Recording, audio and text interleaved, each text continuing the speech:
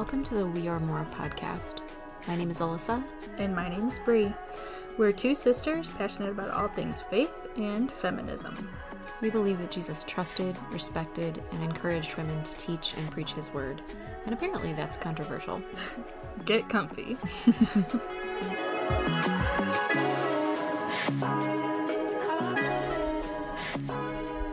I want to start off by saying there's nothing worse to start your day off with than running behind. You need to get ready. You're trying to get ready in a rush because you're stupid. You've been staring at your phone for too long. And you spray some deodorant into your armpits so that you don't offend anybody with your smell. And then you accidentally breathe in that deodorant. It has been in my esophagus all day. It has been what do you call deodorant? Antiperspirant. My throat has been antiperspirized. Was your throat perspirizing before? Well, it's not now. And it really has thrown me off all day. I feel like I have felt it all day. Have you tasted it all day? I have not tasted it. But this morning in the morning meeting, I did announce it to absolutely everybody that I inhaled deodorant. Did they enjoy that story? I think they just tolerate me at this point. They've just decided that she can speak her nonsense if she wants. Well, good. At least they do that. They've learned to ignore it. I don't have any deodorant stories. I'm trying to bounce off that. I've got none. I think that's good for you. Yeah. World, do you have deodorant stories that you'd like to share? Have you accidentally inhaled anything you didn't intend to? Let us know on our TikTok. We'd love to share your story. We'd love to share your story of accidental inhalation. No, that sounds worse. Nope, it's very much real. I have inhaled perfume and stuff. As you spray that. Yeah, but you don't feel it all day. No, that's horrifying. It is in my soul. Your soul? Yeah, I'm not stinky anywhere. Good. Including my soul. So your liver is good to go. Not smelly at all. Honestly, I think my liver might be worse off. Oh, that's possible. I don't know how deodorant inhalation works. I don't think it makes it to your liver. I think it has. I'm not sure that there are clinical studies on it, but not many people have studied this. No, I don't think many people do this. It was I was spraying into the pits, I was spraying into the pits and there was a cloud around me and I moved back and I inhaled as one does when wind breathes. And it was a mistake. It might be time to switch to a stick deodorant. But I have this, so I want to use it up. I think it just for your health, it might be time. I just want everybody to know, PSA, Degree Ultra Clear, new. The spray-on deodorant that's supposed to last you 72 hours. Wow. Turns out you don't have to shower for 72 hours. Don't breathe it in. I have questions about the 72-hour thing. That's on all kinds of deodorant now. It's 72 hours. Is that really functional? And also, who's keeping track? Oh, I only have to apply my deodorant every 3 Monday days. and Thursday. What is happening there? Nobody's doing that. They're not. Although I haven't researched it, so not willing to make a statement. No, but I feel like nobody's doing that. Anyway. So today is part 3 of our Bathsheba series.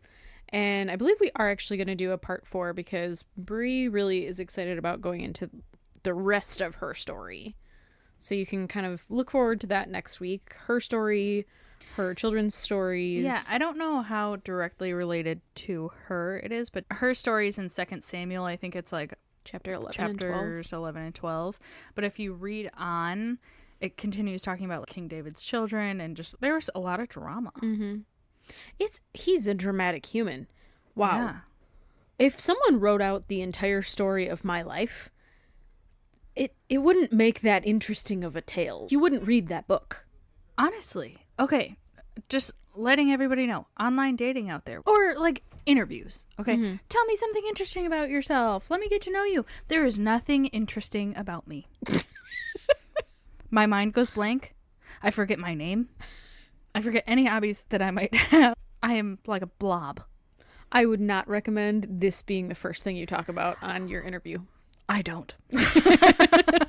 I let that one, just save it as a shock factor. Yeah, they can find out about it later. Yeah. Like You do two, what? two truths and a lie later on. When you do that at your I host a drunk Christmas podcast party. with my sister, and we're raging feminists. 2, I'm 97 years old. Well, that is the truthful one. So, so now you got to come up with a lie. That's true. I've never told the lie. Lies. So anyway, Bathsheba. so today we're going to be talking about some of the more contemporary looks and takes on her. Sure. Because first week we told the biblical version of her story and we talked through it, I think more from the perspective of real women, not being told from the perspective of a man. Right. And then last week we talked about, we did a little bit of research on her story and our good friend Marg's article. Yes. Yep. So we went through that. Both really good ones. Both will lead into this. But if you know the basic story, I think you can start here if you want to and then go back. I feel like what's really interesting about doing this in 3 parts or 4 parts, however it is, I know her story like the back of my hand now. I could just babble on Bathsheba's entire life. Probably not her entire life, but short little snippet of her entire life that we know about. It's really written into the core of my memory. But I think that's so good. And I think that's why it's been really fun to take a really deep dive into this story, because how often do you get to know the women of the Bible like this? To really understand them. Yeah, especially because their stories are so short. And like we've said before, just the little bits that you hear about her in church or in small groups, it doesn't really tell her true full story. Right. So this week we're looking at modern day takes on her. Now, we've talked about what we've heard in church before, but I want to start off talking about a woman named Rachel Denhollander. I like that last name. It's quite a last name. It's a lot of syllables. It wouldn't fit on a Scantron. It would not. I like that that's our metric. Scantron, man. My last name barely fits on a Scantron. Is your last name longer than my last name? No, it's 7 letters. Oh, it's the same. All right, moving on. So Rachel spoke recently. I say recently. This article's from 2019. Oh, so recent. Recently in the grand scheme of things, but not recently like yesterday. So she spoke at a Southern Baptist convention. Now, if you don't know a lot about the Southern Baptist Church, they are known as being very, very conservative, but also doesn't have the best PR when it comes to women.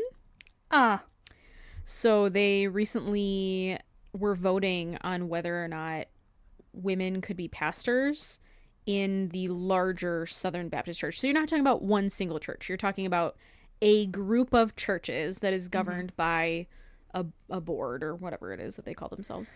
Log. Yes, I think a log is what they call themselves. Yes. It's crazy. Like, it was okay yesterday, but today it's not. Right. And Jesus said it's not. Right. And I mean, not that it wasn't looked down upon in that circle to begin with. It would have been kind of wild. But yeah, it's like, well, your calling from God doesn't matter to us anymore. See you, bye. And all of the people of your community. And your education that you have the same as the guy next door. Right. So this woman that we're about to talk about, she spoke at a Southern Baptist convention. She is part of, I believe, the Southern Baptist Church as a whole, which for her. which is not known for being kind to women. So when she got up at this conference, I'm gonna go ahead and say the actual word because I think we'll be okay. Maybe YouTube won't like it. So this is what she said. She is an attorney and a stay-at-home mom, and I'll go into her story a little bit in a second. But she got up and she said, David didn't fornicate, David raped. Which is quite a statement in a conservative space. Yeah. And in B, a Christian space at all, because that's just not a word that they like to use. Yeah. At all costs, they want to make this situation, if they're talking about it at all, they want to smooth it over as much as possible and put as much blame on Bathsheba as they can because they don't want to mess with David's reputation. Right. And again, that's what we do in society now. So it was pretty, I can't say it was overall inflammatory. I wasn't sitting there. I don't know. But here are some of the comments. So one of the things that she said is, if you understand the power dynamics and you understand the Hebrew and you looked at the Levitical examples and discussion of rape and you understand what Nathan, who's the prophet, is saying in his parable, it is abundantly clear from that text that David raped. And then she goes on to expand upon that. So on Twitter, now these are not necessarily people who are even of the faith, but comments on Twitter that came back. Right. You mean X? Oh, I do actually. I do mean that, but I hate that I mean that. So one comment said, I love what the Den Hollanders have done for victim awareness, but this kind of thing is a perfect example of why it's really dangerous to let your own experiences cloud the way you read and understand scripture. This was from a pastor in Chicago. No, I think your own experiences make the Bible more real to you, because you're able to read that and say, oh, this is what happened to her. So then another comment, it was a male commenter. That's all we know about him. And we'll go into her story in just a second. But another commenter said, if she wasn't a willing participant, she could have simply refused and dealt with the consequences. What? Countless people have chosen death over violating their own consciences. What? Uh-huh. Now, this is Twitter, guys. Trolls are everywhere. That's just an insane statement. Like, preserve David. Don't say David did anything wrong. She should have died rather than let David take advantage of her. Well, let's also make the point that she may not have had even that option. That's true. Yeah. David's men, his guards, whatever you want to call them, went to get her. She didn't know what was happening. Did she have the option to throw herself off the roof at that point? Probably not. They probably came, grabbed her arms, carried her off, whether she wanted it or not. Yeah. Oh my gosh. I know. So Rachel's husband commented back, and I think it's really, his comment is very poignant. So they do a lot of this advocacy together, and he was basically paraphrasing what that man just said. He said, if she's not dead, it means she's an adulterous woman. Oh my gosh. He's just paraphrasing what was already said. Yeah, but that's true. But yeah, when you boil it down and think of that in the context of today, of assault today, if a woman walks down the street and is assaulted and she doesn't die to stop that from happening, now she's part of it. She's part of the wrongdoing. I dare you to look into the eyes of a woman who was taken advantage of and say, your life is not worth living. You should have died. Well, that's why these things are said on Twitter and not to someone's face. Right. So Rachel, her story is quite incredible, actually. So she, if you didn't hear about this story, this was very big where we live because we live in Michigan, and this happened at Michigan State. She actually grew up not too far from where we went to college. We went to college right next door to each other. We did. I didn't want to go to your college. I didn't want to be associated with you. You loved me. I was with you all the time. I think you loved me. I think that at this point, again, we've morphed into the same person. We have mutual love. So Rachel was one of the women, actually one of the first women to go public with accusations against Larry Nassar, who was the doctor for the gymnastics team at Michigan State. And he was accused and convicted of assaulting hundreds of girls.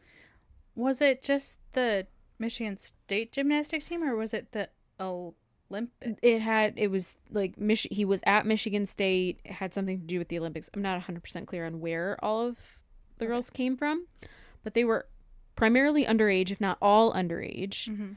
And so this happened to her, and then she didn't say anything or didn't get traction on having said anything for about 6 or 7 years. That's insane.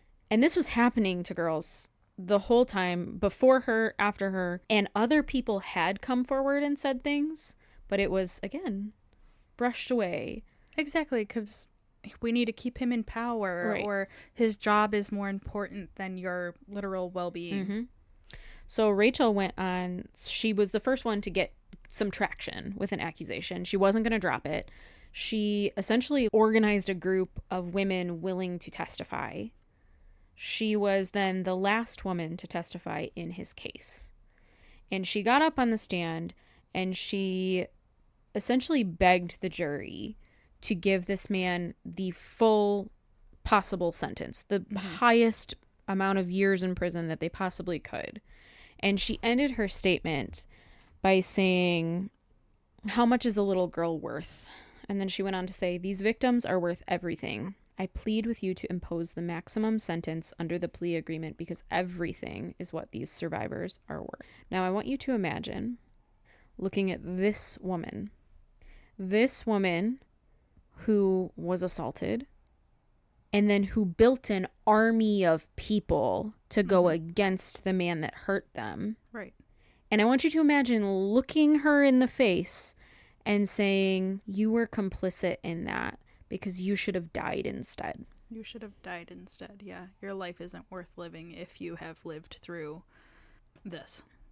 It's beyond me. That's insane. It's insane.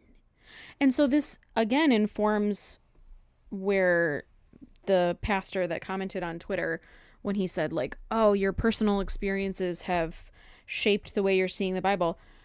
When this woman says, "I'm looking at a story and I'm seeing assault, abuse, and rape," you don't question that. You do not question it.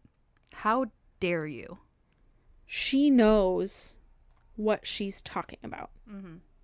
A whole lot more than a random pastor from Chicago. She knows exactly what she's talking about, so don't question her when she says these things. Additionally, even if, let's say, you looked at this and you were like, I don't know, maybe you don't know her story, something like that, the Bible backs her up. Yeah. It really does. Like, it really, really backs her up to the point that even a lot of conservative pastors are flipping around and saying, yeah, okay, Bathsheba really wasn't at fault here. And we talked about that in the last 2 episodes, but like specifically the story of the lamb that Nathan talked about. Right. How innocent that says she is. She's completely innocent. She is without fault. And again, at no point was she told, Bathsheba, we're back on Bathsheba now. What up, Bath? At no point was she told, go and sin no more, turn from your sinful ways, like whatever phrasing you want to use that was used with other people in the Bible. Right. Wasn't used with her. No. It wasn't there. So the Bible, in no small way, says that it's her fault and really distinctly says that it's David's fault. So it's really hard to get to a place where it's not 100% on him. So that was kind of her story, and I just thought that was really powerful, and I was really excited to learn about who she is. She's gone, Rachel Hollander. Sorry, we're going back and forth between multiple she's at this point. I was following you, but not everybody's your sister. Sorry. So I was excited to learn about Rachel Den Hollander because she has gone on to write, I think, 4 books. Yes, so 4 books. One is a memoir that's titled What is a Girl Worth?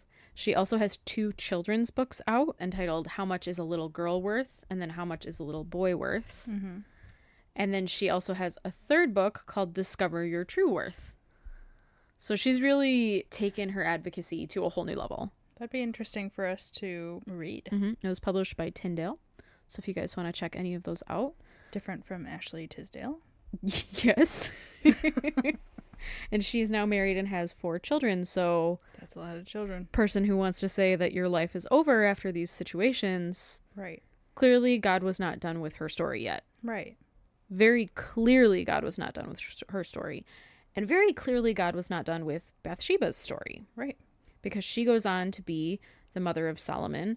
And through her is the lineage of Jesus. That's a pretty big, I'm not done with you. That is a pretty big slap into the face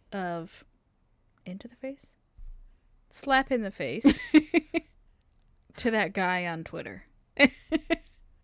Yeah. Like, really? Yeah. Without her, you wouldn't have Jesus. Without her, you wouldn't have heaven. Dang it all to heck. I want to slap that guy on Twitter. Well, I don't think you can because we don't know who he is, but maybe we could find out. I was watching a YouTube video today. Just you told me to research, and so I was trying with YouTube. And it was like this untold story of Bathsheba, and it was just so interesting to me, the power of words. So it's not someone reading the actual verses of her story. It's just someone kind of giving the general gist of her story. Mm-hmm. And they said their adultery. Mm-hmm. Their adultery. Yep. And just the power of words there. It wasn't up to her. Mm-hmm. It wasn't adultery. It was rape. Yep. And that's the wording that you find almost everywhere.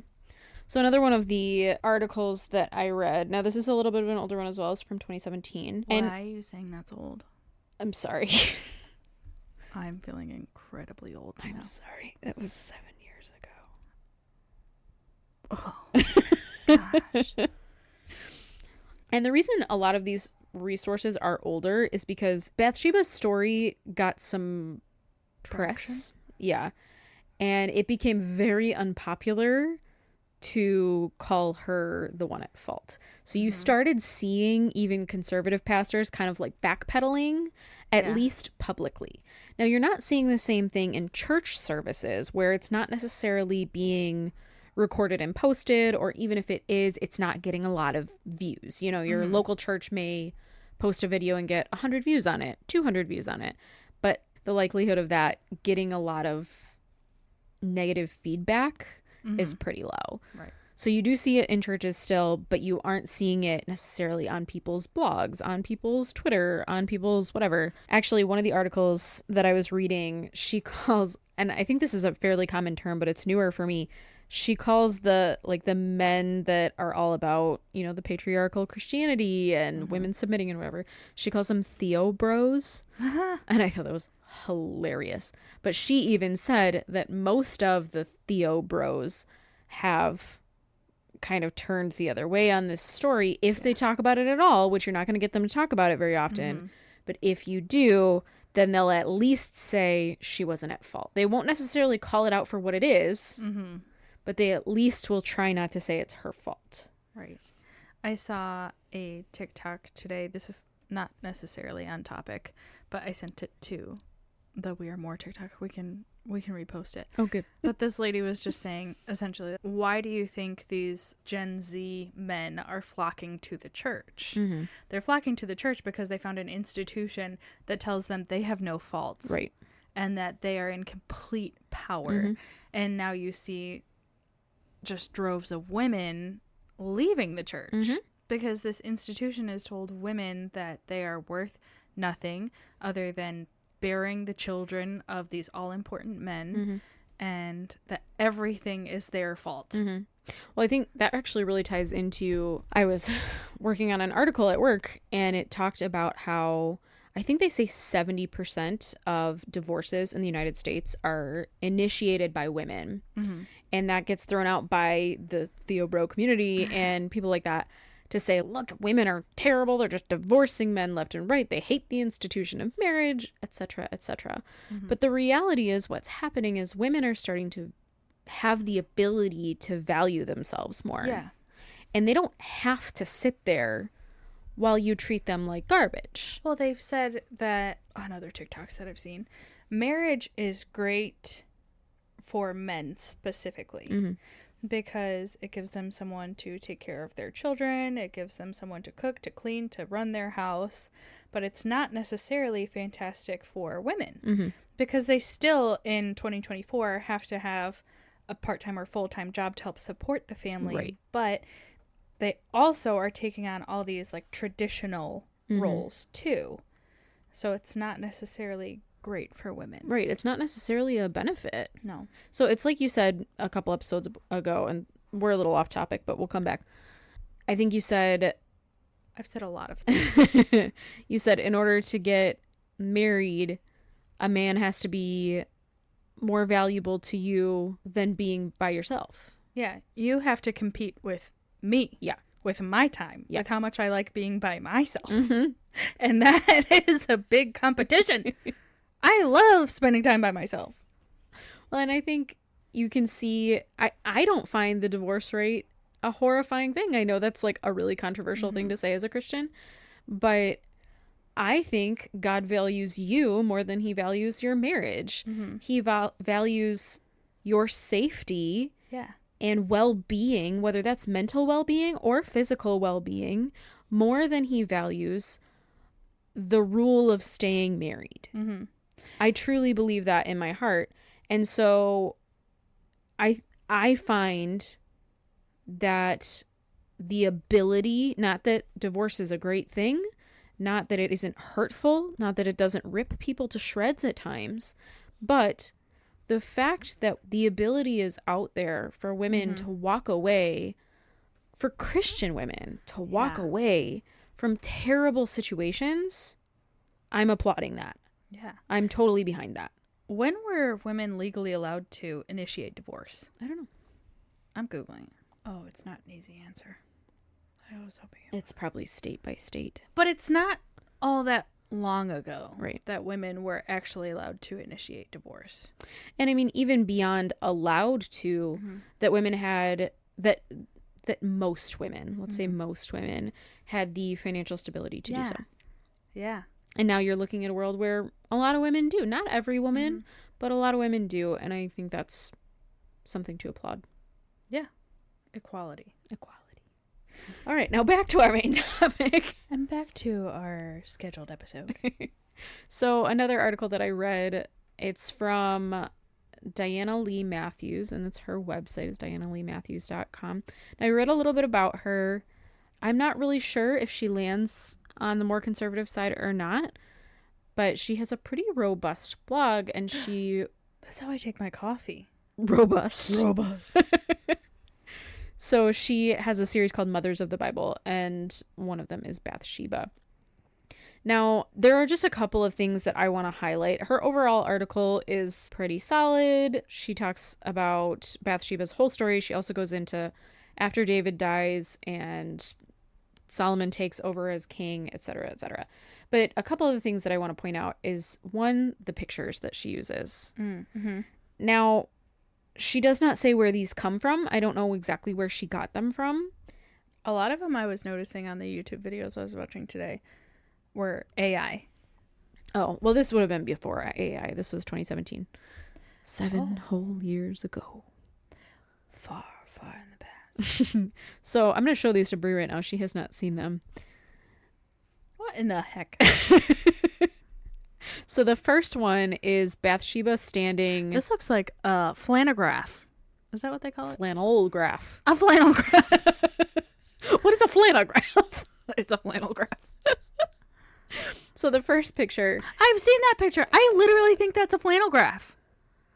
It's not a flannelgraph, you weirdo. No, I'm like 50% positive that's a flannelgraph. Well, if Brie's I've seen that picture 50% before. positive. So the first picture is Bathsheba standing just sort of out in the middle of wherever, and she's covering up her boobs with her hair and her arms, and her bath is just out in the middle of nowhere, and she's like got her head off to the side, and Like she's a very Starbucks clearly she's very clearly being seductive, and you can see David very nearby. I mean, like, he's 50 yards away staring her down. And if you were this woman in this picture, you would absolutely know that that man was staring at you. Yeah. The second picture is then, I assume, a similar... It's supposed to be the same moment. And she's stepping into the largest bathtub that's ever existed, or an actual pool. I don't think they remember what the Bible times were like. This person didn't. Because she was the wife of a soldier. She wasn't like royalty. No, and nobody had this anyway. This is a pool. She's literally stepping into a pool. An Olympic-sized swimming pool, bare naked. And he's staring at her. And again, very close by, the woman in this picture would have known that someone was staring at her. I just want everybody to know that I just Googled Bathsheba flannelgraph and nothing popped up. So Brie's 50% chance. When she says later on, 50-50, ignore her. I was in the wrong. So then another couple things that I want to point out here. one of the things that she says is, we do not know how innocent or complacent Bathsheba is in her affair with David. Most likely she is given no choice. And I think that's how a lot of Christians approach it. Like, well, we just don't know. The Bible doesn't say for sure. I think it does. It does. It says he went and got her. Mm-hmm. Yeah, let's just end this argument right here. The Bible itself, not just Alyssa and Brianna sitting here, the Bible tells you what happened. You have to be in full denial to not recognize that that is what the Bible says is happening. If today you were sitting in your room and literally in your room, in your house. Yeah. And two people from the government, two FBI agents, show up at your door. Men in black. And they say, hey, the president would like to see you. And then you... Do you have an option there? Do you have an option to say... They've literally come into your home. No, thank you? No, they're taking you, whether you like it or not. Right there at that moment, you are at no fault for what's about to happen. Just right there. Just right Forget the rest of the story. Exactly. Where David is a peeping Tom. Where he's being a creeper. He's a liar. He's a murderer. I understand that it's easy to defend him because it makes your life easier. It makes your faith a little bit easier potentially, because you don't have to work out, why does God say this is a man after God's own heart? Why does he write several portions of the Bible? You don't have to figure that out. But one of the quotes that I found, I believe from Rachel, said that it costs you nothing to defend the abuser. It costs you nothing. It costs you something, oftentimes, to defend the abused. And so it's going to cost us something in this scenario to defend Bathsheba. It's going to cost us some confusion about our faith. It's going to cost us some questions. It's going to cost us talking to God about really hard stuff. But I think your faith cannot grow and mature, and you can't have a real relationship with God unless you start to question some things. You start to really dig deep into, why do I believe this? Yeah. Why do I have faith in heaven and God and Jesus? You have to question things, and I think God encourages it. I've had a lot of periods in my life of... I've also had a lot of periods. How often are we going to mention our periods? It's a lot at this point. Sorry, Dad. No, but I've had a lot of times... There we go. In my life where I've struggled with my faith, where I've either... I don't think I've ever not believed in any sort of God, but like either believed that God was not good or things like that, where I've just really struggled with that. And I was taught by churches, by many people, to not question too hard your faith. Right. Don't ask those big questions, because then you might walk away from your faith completely. And I was thinking about this story the other day and asking some really big questions, and I had that feeling of like, oh, shouldn't do that, you know, like that stopping yourself moment. And I just felt this, I know this is going to sound weird, okay guys, but I just felt like God was telling me, you can question me, I'll hold up. That's not weird. This is a Christian podcast. if you're not familiar with the faith. Of the faith. No, but I really felt like God was like, I'll hold up. Yeah. You can ask all the hard questions. Faith is called faith for a reason. It means that you don't have all the answers. It doesn't mean that you have all the proof. You can still have faith, and you can still have questions. Yeah. And some of these questions we're not going to get answers to. Yeah. Until we meet Jesus. Yeah. And we just hopefully kind of sooner rather than later.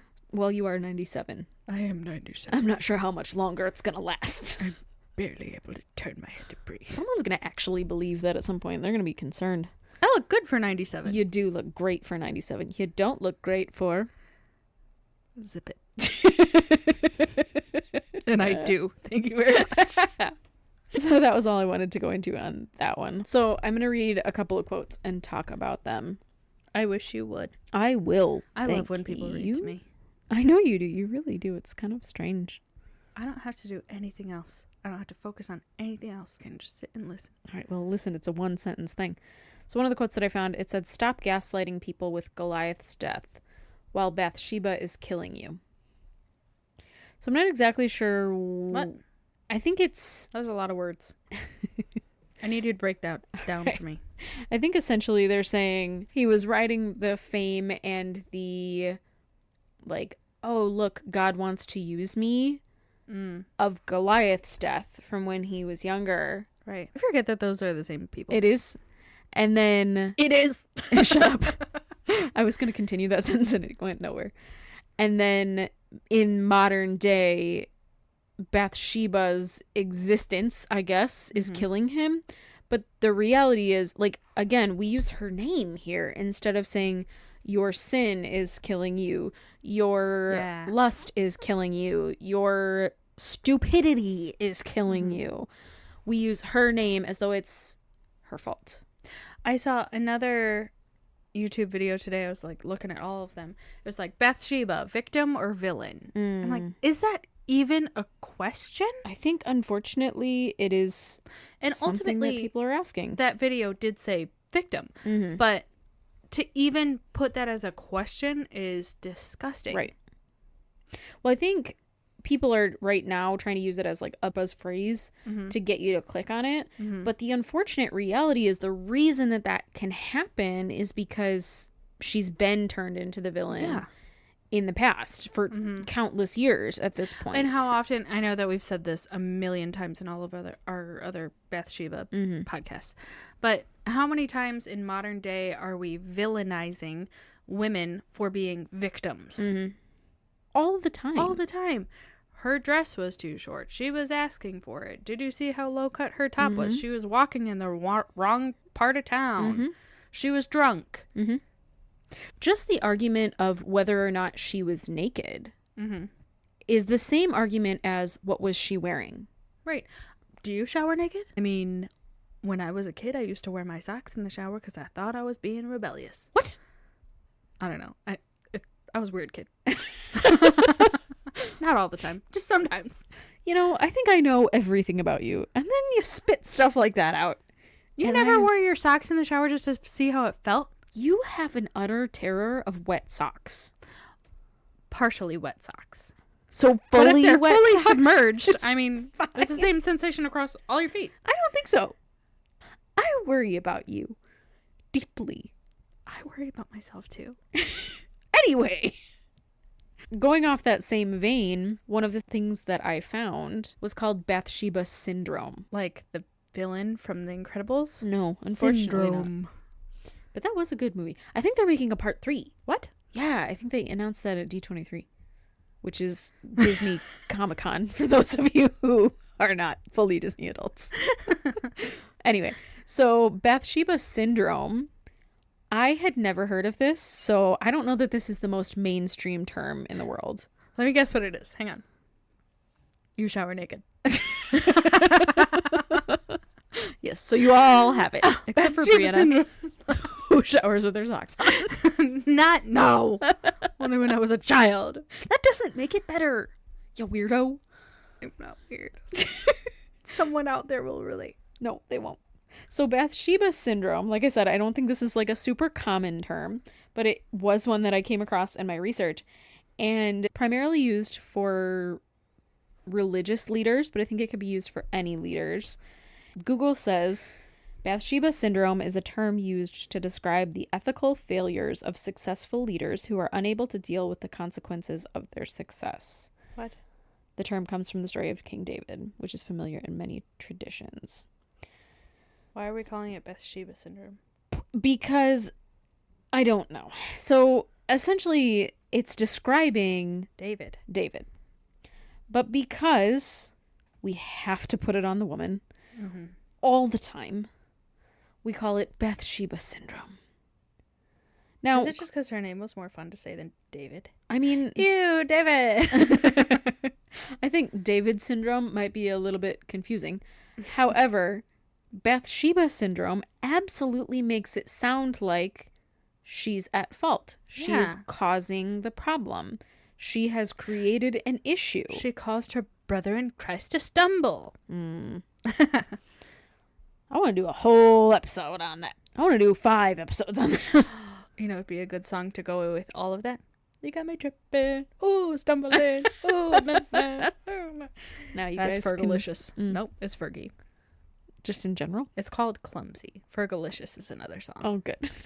By Fergie. So I just thought that was kind of insane. Yeah.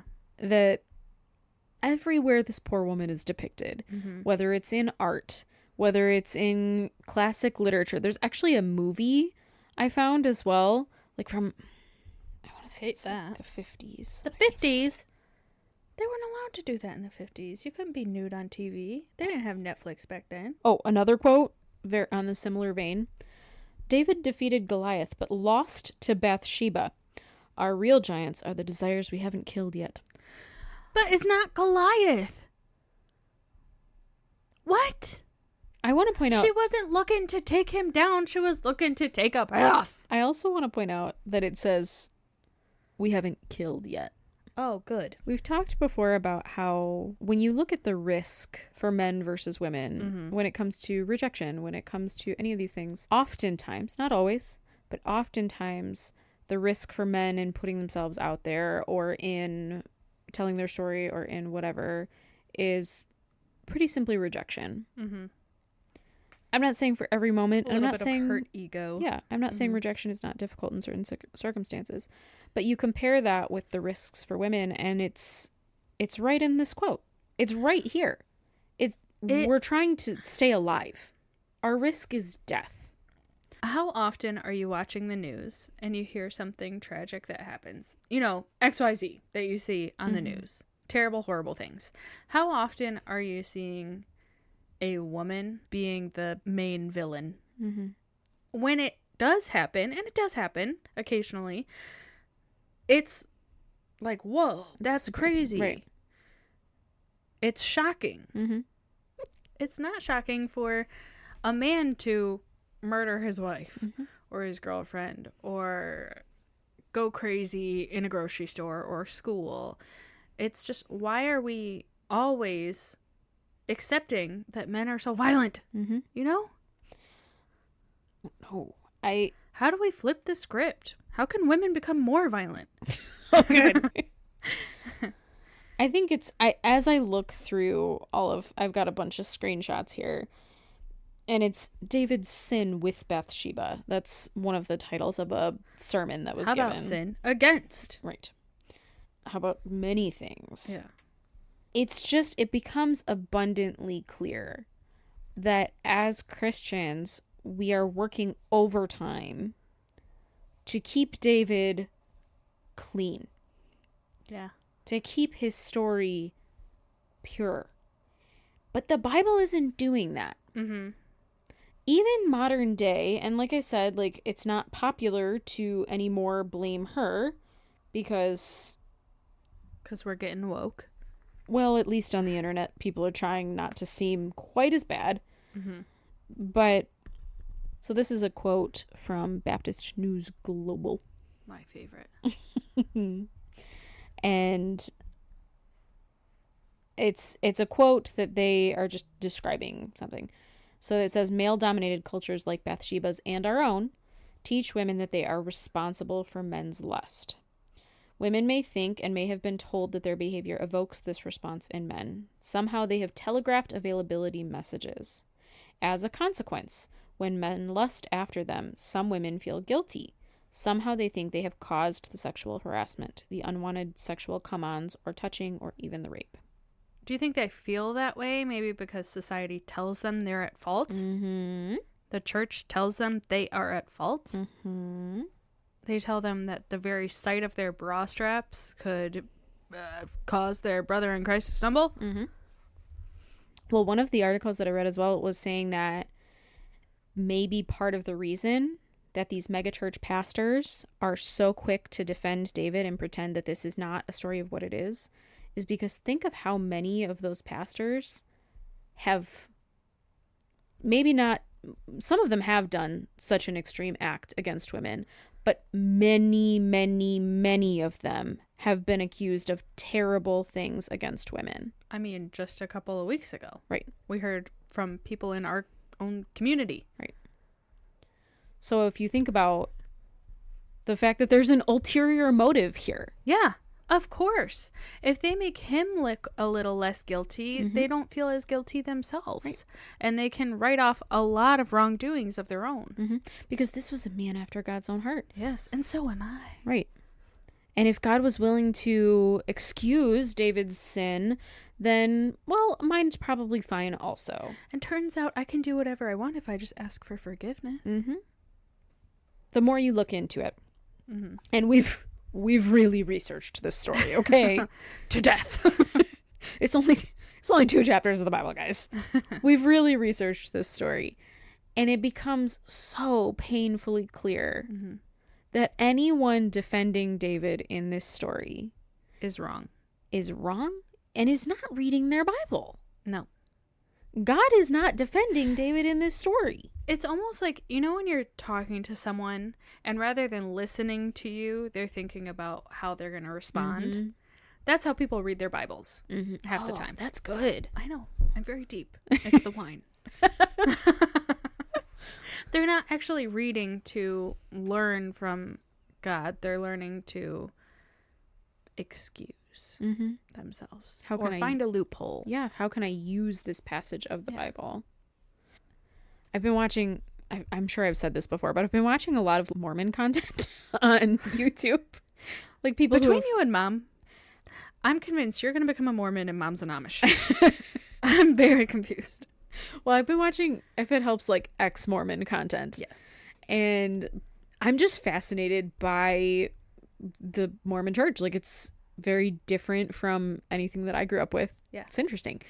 And they talk a lot about the fact that it's a high control religion. And so people are always trying to find loopholes. Yeah.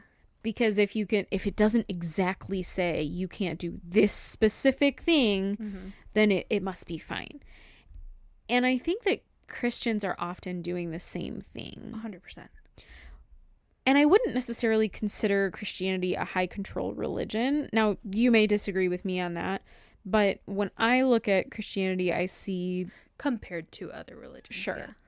I see choices. Yeah. God's not about to kick you out of the church because you sin, because you do this, because you do that. There's not a list of rules, whereas actually with Mormonism, there is a list of rules that you then can't enter the temple if you've broken them.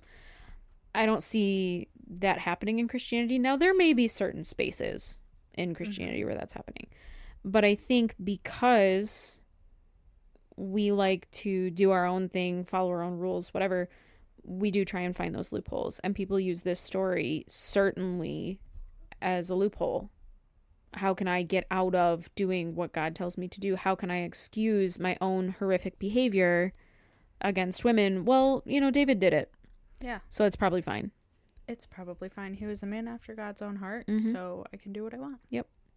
And we'll just forget that chapter 12 where Nathan not comes like in. Conscious thoughts, but it's all these little things that you're being taught in church or not being taught in church that add up to that conclusion in your head that it's okay. Right.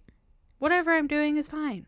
Well, think of also, you know, we talk a lot about making the women of the Bible real, turning them into real people, real women that have female experiences and fears and rage. And I think in churches, we do sometimes get that with the men of the Bible. To me, like, David feels like a real person. Paul feels like a real person. These men of the Bible, I've heard enough about them that they feel like real people. But how often have you heard this story told where Bathsheba becomes a real person to you? Never. Literally not never. ever. Not until now. Yeah. Because she's not the important part of her own story. But if we make her into a real person, now we can follow what the Bible has actually said. Yeah. Which is she was a victim. She was told to show up. She was not loved by her husband. There's not even... And some of the resources that I was looking at said, oh, and she was able to forgive him for his sin as well. And then they had this great connection after that and blah, blah, blah. But that blah, is blah. not in the Bible. It's super not. And I think we have to assume, based on David's relationships with his other wives that we aren't really seeing at all, and the fact that David was a relatively selfish person, that they probably didn't have much of a relationship at all moving forward. So this was a woman who had been raped, whose husband had been murdered, who then had to marry the man that raped her, lost her son because of her now husband's sin against her. Yep. And then she has to stay married to this man. And we don't know what kind of relationship they have. Right. This is going off of the fact that we don't know. The fact that there's no talk of it. I think if it was important enough, it would be in the Bible. It would say, and Bathsheba forgave David and they lived happily ever after. Right. Because that would be an important part of the story. But it's not there. It's not there. Now, she does have a really incredible after he dies part of her story. Because she was probably significantly younger than he was. So he died. And then she keeps going. But she was a real person with this real story. And I think until she becomes that real person for you, it is really hard to see that she was a victim here. But as we close out this part of the series, now we'll again talk about the rest of her story and her children and David's children. Yay, Bree, for more research. Woo! So we'll go into that next week. But just as we close out this part of her story, I hope that she's become real to all of you. I hope that you can move forward with her story and ask really hard questions yourselves. Yeah. I don't want to answer those questions for you. No, I'm not here to do that. Start researching, start asking big questions, start asking them of the people in your life, of the Bible, of God, of the internet, if that's helpful for you. Read these stories in the Bible with no expectations, no other preconceived notions. Just read what the actual words say. And try to come to some conclusions on your own, too. Yep. Read it in multiple different versions, like Alyssa did. I read it in a lot of versions. And I think God will speak to you in that. God will meet you right there. And if that happens for you, or if you have questions, please reach out to us. We would love to hear them. We would love to talk about them. We might not have all the answers, but we can talk. We can talk. We will talk. And we can research. Yeah. I can research. I'll send you a TikTok. Brie will send you a TikTok. All right, guys. I want to go to bed. Wait. Are you from... Oh, no. Thailand? Okay. Thailand! I like your food. They do have good food.